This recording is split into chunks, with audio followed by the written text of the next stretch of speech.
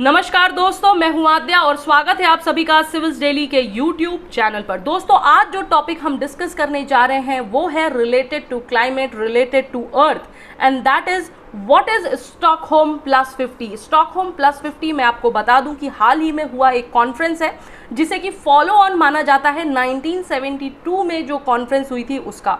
ठीक है, 2 से 3 जून 2022 को जो है इसको होना है, ऐसा कहा जा रहा है स्टॉकहोम में। और ये जो है मूवमेंट के रूप में शुरू किया गया है and that movement is totally the environmental movement जो हम आज के दिन में देखते हैं, आज के समय में जो हम विटनेस करते हैं। ठीक है, इसका जो गोल है वो भी यही कहता है, a healthy planet for the prosperity of all, our responsibility our opportunity. यानी ये रिस्पॉन्सिबिलिटी तो हमारी है ही है, लेकिन ये कहीं ना कहीं हमारे लिए अपॉर्चुनिटी भी, और अगर हम इस अपॉर्चुनिटी को अच्छे से करेंगे, अच्छे से ग्रैप्स करेंगे, तो हम कहीं ना कहीं अपनी अर्थ को एक बेटर और हेल्दी प्लेस टू लिव बना सकते हैं। ठीक है, तो चलिए जानते हैं और समझते हैं स्टॉकहोम प्लस 50 के बारे में। सबसे पहली चीज़ कि भाई ये स्टॉकहोम प्लस 50 है क्या? तो देखिए, एक इंटरनेशनल एनवायरमेंटल मीटिंग है जिसे होस्ट किया जा रहा है यूनाइटेड नेशंस जनरल असेंबली द्वारा। कहाँ पर?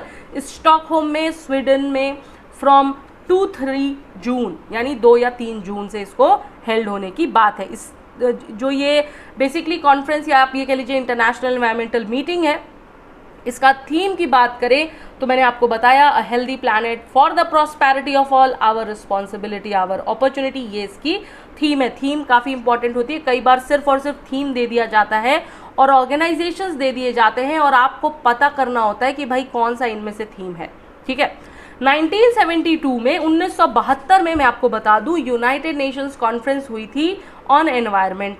ठीक है, कहाँ पर हुई थी? ये स्टॉकहोम में ही हुई थी। ओके, और ये जो एनवायरनमेंट है, ये जो कॉन्फ्रेंस थी, it was held because it was essentially the first conference. ये पहली ऐसी कॉन्फ्रेंस थी जिसे मैनेज किया गया था एड्रेस करने के लिए एनवायरमेंटल इश्यूज को। यानी कि 1972 से ही कहीं ना कहीं एनवायरमेंटल प्रॉब्लम्स को विटनेस किया जा रहा था, तो उन इश्यूज को, उन प्रॉब्लम्स को अच्छे तरीके से हैंडल करने के लिए एक कॉन्फ्रेंस आयोजित की गई 1972 में। ठीक है, अच्छा, 50 इयर्स के बाद, लगभग 50 साल बाद जो यूनाइटेड नेशन है वो वापस जो है स्टॉकहोम में ये कॉन्फ्रेंस करने जा रहा है जिसका नाम है स्टॉकहोम प्लस 50।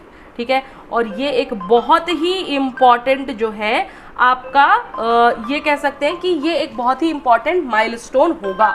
ठीक है, ओके, अब हम इसके बारे में और थोड़ा सा जानेंगे, आगे चलते हैं।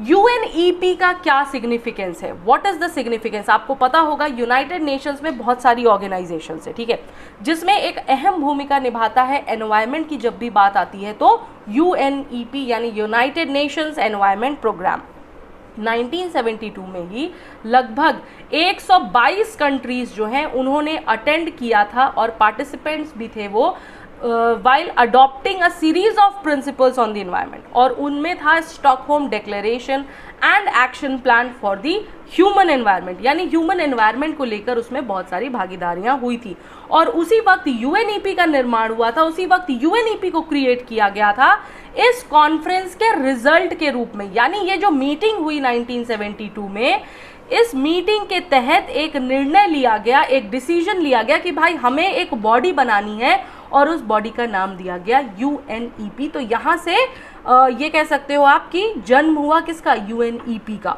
ठीक है, तो यूएनईपी कहाँ से आया? स्टॉकहोम कॉन्फ्रेंस से। क्लियर रहेगा, पूछ सकता है। अच्छा, जब यूएनईपी की बात ही हुई है तो एक छोटा सा क्वेश्चन है आपके लिए, इजी सा, इसको जरा फटाफट से सॉल्व करिए और इसका आंसर मुझे कमेंट सेक्शन में बता दीजिए अगर हो सके तो। ठीक है, अब हम आते हैं कि भाई भारत का क्या कनेक्शन है यहाँ पर। तो देखिए, आपको पता होगा 1970s की हमने बात की है, तो 1970s में हमारे देश का नेतृत्व करने वाली एक बहुत ही पावरफुल महिला थी जिनका नाम था इंदिरा गांधी, जो कि हमारे देश की प्रधानमंत्री थी। तो इंदिरा गांधी जी ने अपनी सेमिनल स्पीच में इस कॉन्फ्रेंस की बात सामने लाई थी और कनेक्शन भी बताया था between ecological management and poverty alleviation. ये दो चीज़ जो है आपको ध्यान में रखनी है बेसिकली कि 1972 में जो है आपका इंदिरा गांधी जी की गवर्नमेंट थी और 1970s में जो इस वक्त जो है इंदिरा गांधी जी ने दो चीज़ों के बीच में कनेक्शन स्थापित किया था। पहला इकोलॉजिकल मैनेजमेंट और दूसरा था पॉवर्टी एलिविएशन। उनकी कॉल पर ऐसा माना जाता है कि उनकी कॉल जो है वो आज के दिन में भी पर्टिनेंट है, और we have to prove to the disinherited majority of the world कि जो इकोलॉजी है, जो कंजर्वेशन है, वो तब तक काम नहीं करेगा जब तक कि उसमें हम इम्प्रूवमेंट न लाएं। ठीक है, तो इन्होंने ये भी कहा कि भाई we have to prove to the disinherited majority of the world that ecology and conservation will not work against their interest but will bring an improvement in their life. इन्होंने लोगों को मोटिवेट भी किया कि भाई ये जो कॉन्फ्रेंसेस हैं, ये जो चीज़ें हो रही हैं, ये कहीं ना कहीं आपके लाइफ में इम्प्रूवमेंट लाएंगे। ठीक है, तो ये इंपॉर्टेंट कनेक्शन आया इंडिया का, क्योंकि उस टाइम पर इंडिया ने यूएनईपी का सपोर्ट किया, स्टॉकहोम कॉन्फ्रेंस का सपोर्ट किया। ठीक है, आगे चलते कि भाई स्टॉकहोम +50 इंपॉर्टेंट क्यों है। ठीक है, देखिए बहुत सारा मीडिया अटेंशन है अराउंड COP26, आपको ऑलरेडी पता है, जो कि लास्ट ईयर हुआ था, जहां पर वर्ल्ड लीडर्स जो है वो गैदर हुए थे so that they can continue the work to uphold the actions जो कि पेरिस अग्रीमेंट 2015 में प्रॉमिस किए गए थे। कब किए गए थे?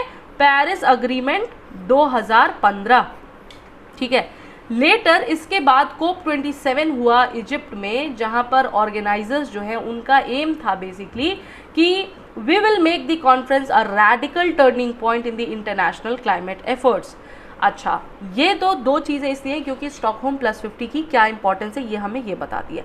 अब हमें जानना है कि स्टॉकहोम +50 जो होने वाला है जून में, 2 या 3 जून को लगभग, उसमें आखिर होगा क्या, what all will be happening there. तो देखिए मैं बता दूं कि जून की स्टार्टिंग में ये इवेंट है और वहां पर हमें देखने मिलेंगे रिप्रेजेंटेटिव्स पूरे विश्व भर से, from all around the world.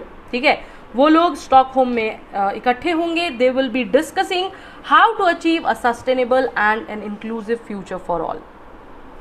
Stockholm +50 जो है अपने आप में एक मच नीडेड न्यू बूस्ट होगा एनवायरमेंटल अवेयरनेस को लेकर के, जिसके तहत कोशिश की जाएगी कि भाई नेक्स्ट हाफ सेंचुरीज में जो भी एक्शंस लिए गए हों या लिए जाएंगे वो लोगों की अवेयरनेस को, लोगों की नीड्स को केटर करे और हमारी अर्थ को एक बेहतर, एक हेल्दी प्लैनेट बनाए जीवन जीने के लिए। ठीक है, तो ये था दोस्तों हमारा स्टॉकहोम 1972। क्वेश्चन जरूर सॉल्व करेगा, आंसर जरूर बताइएगा मुझे कमेंट सेक्शन में। तो ठीक है दोस्तों, आज के लिए इतना ही, नेक्स्ट सेशन में फिर मिलेंगे, तब तक के लिए धन्यवाद, नमस्कार, जय हिंद, जय भारत।